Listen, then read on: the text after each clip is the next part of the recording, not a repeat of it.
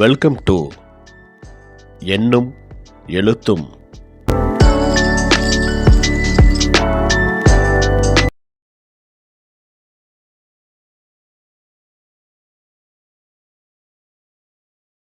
ஆசிரியர்கள், பெற்றோர்கள் அனைவருக்கும் வணக்கம்.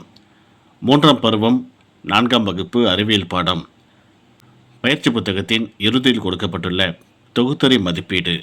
இந்த பகுதியில் கொடுக்கப்பட்டுள்ள வினாக்கள் மற்றும் இதற்கான சரியான பதில் என்ன அப்படிங்கிறத இந்த வீடியோவில் பார்க்கலாம். சரியான விடையை தேர்ந்தெடுத்து எழுதுக. புவி வெப்பமயமாதலால் ஏற்படும் பாதிப்பு எது? பனிப்பாறை உருகுதல். மனிதர்களுக்கு சுவாச பிரச்சனைகள் மற்றும் ஒவ்வாமைகள் எதனால் ஏற்படுகிறது? ஏரோசால் உருவாதல். புற ஊதா கதிர்களால் மனிதர்களுக்கு ஏற்படும் பாதிப்பு எது? தோல் புற்றுநோய். ஓசோன் அடுக்கினை பாதுகாப்பது எது? Chlorofluoro carbon. நினைவு சின்னங்கள் எதனால் பாதிக்கப்படுகிறது? அமிலமலை. கோடிட்ட இடங்களை நிரப்புக. தன் குட்டியை வயிற்றுப்பையில் சுமப்பது டேஸ் ஆகும். கங்காரு. பசுவும் கன்றும் ஒருவருக்கொருவர் ஒளியினால் தொடர்பு கொள்வர். பெற்றோர் பராமரிப்புக்கு சிறந்த எடுத்துக்காட்டாக இருக்கும் விலங்கு பென்குவின் ஆகும். பசு தங்களது இளம் உயிரிகளை பராமரிக்கின்றன. குழந்தைகள் சமுதாயத்தில் வாழ்வதற்கான திறன்களை கற்றுக் கொடுப்பவர் ஆசிரியர் மற்றும் பெற்றோர் ஆவர். பொறுத்துக. ஒட்டகம்.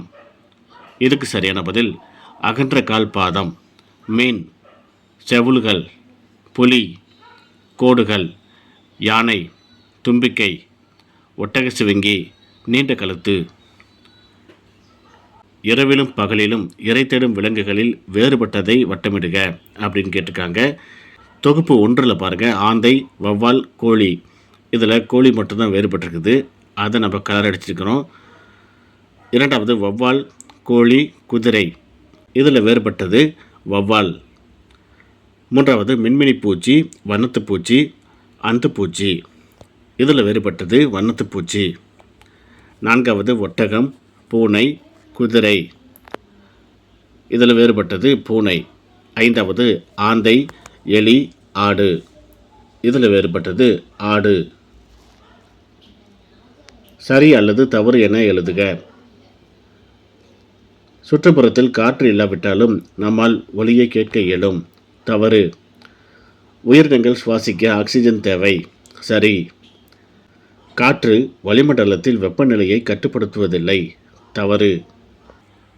4வது கேள்வி, பருவமழை பொழிய காற்று அவசியம். சரி. 5வது கேள்வி, விதை பரவுதலுக்கு காற்று உதவுகிறது. சரி. ஓரிரு வார்த்தைகளில் விடையடி. முதல் கேள்வி, மாற்று ஆற்றல் மூலங்களில் ஏதேனும் ஒன்றை எழுதுக. சூரிய ஆற்றல்.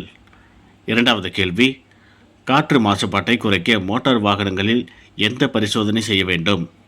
புகை உமிழ் பரிசோதனை. 3வது கேள்வி, அதிகமான மரங்களை நடுவதால் காற்றிலுள்ள எந்த வாயுவின் அளவை குறைக்கலாம்? Carbon di oxide. 4வது கேள்வி, தொழிற்சாலைகளிலிருந்து வெளியிடப்படும் வாயுக்களால் ஏற்படும் காற்று மாசுபாட்டை குறைக்க எச்சாதனத்தை பயன்படுத்த வேண்டும். காற்று வடிகட்டி. 5வது, அருகில் உள்ள கடைக்கு செல்லும்போது மின்சார வாகனம், மிதிவண்டி இவற்றில் எந்த வாகனத்தை பயன்படுத்துவது காற்று மாசுபாட்டை குறைக்க உதவும்? மிதிவண்டி.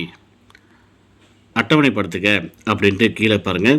கீழே கொடுக்கப்பட்டுள்ளவற்றை சிறப்பு புலன் உணர்வுகளின் அடிப்படையில் அட்டவணைப்படுத்துக அப்படின்னு கேட்டிருக்காங்க. பிராக்கெட்டில் உள்ளதை பாருங்கள். மெய்யொலி எழுப்புதல், உணர் நீட்சியால் வாசனையை அறிதல், எதிரொலித்து இடமாக்கல், கால்களின் மூலம் அதிர்வுகளை உணர்தல், கேட்கும் திறன் அதிகம். இவைகளை கீழே உள்ள அந்த அட்டவணையை பாருங்கள். எறும்பு அப்படின்ட்டு முதல்ல கொடுத்துருக்காங்க. எறும்புக்கு பொருத்தமான அந்த குறிப்புகளை கீழே நம்ம எழுதியிருக்கிறோம் பாருங்கள். அடுத்தது பக்கத்தில் வௌவால், அதுக்கு பொருத்தமான குறிப்புகளை கீழே நம்ம எழுதி காட்டியிருக்கிறோம். இதே போல் எழுதுவதற்கு குழந்தைகளுக்கு பயிற்சி கொடுங்க. சுருக்கமாக விடையளி. 1வது கேள்வி, குழு நடத்தை என்றால் என்ன? உணவை தேடவும், வாழிடங்களை தேர்ந்தெடுக்கவும், தனது இனத்தை பாதுகாக்கவும் மற்றும் பேணுவதற்கும் விலங்குகள் சேர்ந்து வாழ்கின்றன. இதையே குழு நடத்தை என்கிறோம். 2வது கேள்வி, பறவைகள் ஏன் வி வடிவத்தில் பறக்கின்றன? காற்றின் எதிர்ப்பை குறைக்க பறவைகள் வி வடிவத்தில் பறக்கின்றன. வகைப்படுத்துக. கீழ்காணும் கழிவுகளை மக்கும் தன்மையின் அடிப்படையில் அவற்றிற்குரிய கட்டங்களில் வகைப்படுத்துக. பழத்தோல், நெகிழி, இலை, கண்ணாடி, CFL விளக்கு. பச்சை, நீலம், சிவப்பு அப்படின்ட்டு 3 பாக்ஸு கொடுத்துருக்காங்க. எந்த குப்பை தொட்டியில் எந்த பொருட்களை போடணும் அப்படின்னு சொல்லிட்டு கேட்குறாங்க. நாம் இங்கே எழுதி காட்டியிருக்கிறோம் பாருங்கள். பழத்தோல், இலை இவைகளை பச்சை தொட்டியில் போடணும். கண்ணாடி, நெகிழி இவைகளை நீல தொட்டியில் போடணும். CFL விளக்கு இவைகளை சிவப்பு தொட்டியில் போடணும். வேறுபடுத்துக. கழிவுகளை மக்கும் தன்மையின் அடிப்படையில் வேறுபடுத்துக. மக்கும் கழிவு, மக்காத கழிவு அப்படின்ட்டு 2 வகையாக பிரிச்சிருக்காங்க.